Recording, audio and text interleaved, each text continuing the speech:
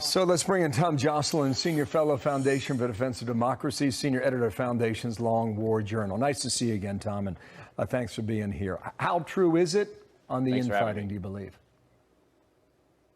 You know, I'd be really careful with this reporting. We've been following reports of Taliban infighting for years, and oftentimes there's no there there.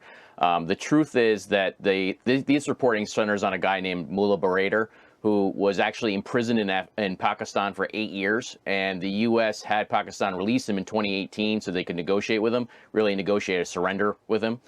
He didn't really have any power on the battlefield or on the ground.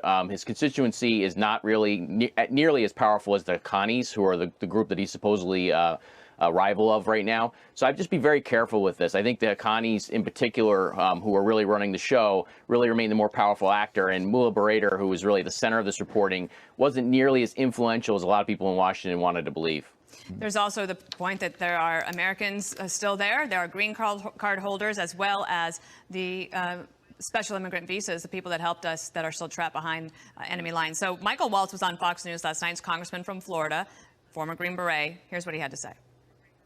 It's the largest hostage crisis since 1979 in Tehran, and now you're seeing the administration push in humanitarian aid, which the Taliban are going to control and distribute. Let's call that what it is, which is ransom. Those 8 planes full of Americans and full of our Afghan allies are still, to this day, stuck up in an airport in Mazar-e-Sharif. What's the Taliban going to do? I mean, the banks are asking them to release some money because people need it in order to survive. I mean, the financial part of this is super interesting. Yeah, you know, I really am curious what the Taliban is requesting and getting behind the scenes in terms of negotiations with the concessions with the American side. Remember, the Americans have negotiated with the Taliban on and off for the better part of 10 years. And really, the Taliban has better diplomats than the State Department. They really fleeced the State Department numerous times. So you have to wonder, you know, what they're getting in exchange here behind the scenes as these planes remain grounded.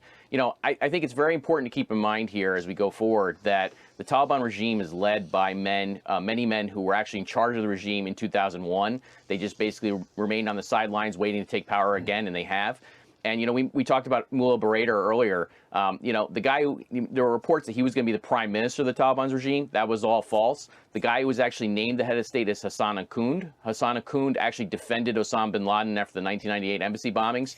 And he was on the record as saying that he wouldn't turn over Osama at any price.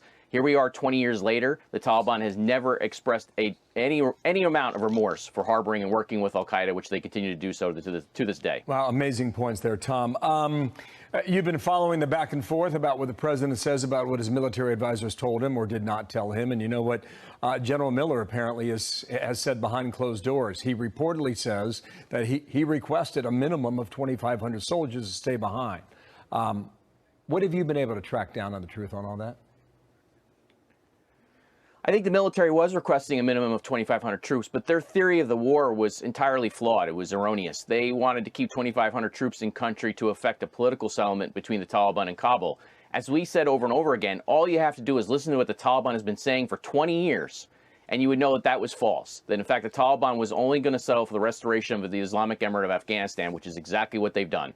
They've resurrected that regime. The idea that they were going to settle for something less was a political theory of the war that Washington long operated under, the military long operated under, and it was always erroneous. It was always flawed. It showed they didn't have a basic understanding of who they were fighting in Afghanistan after all these years.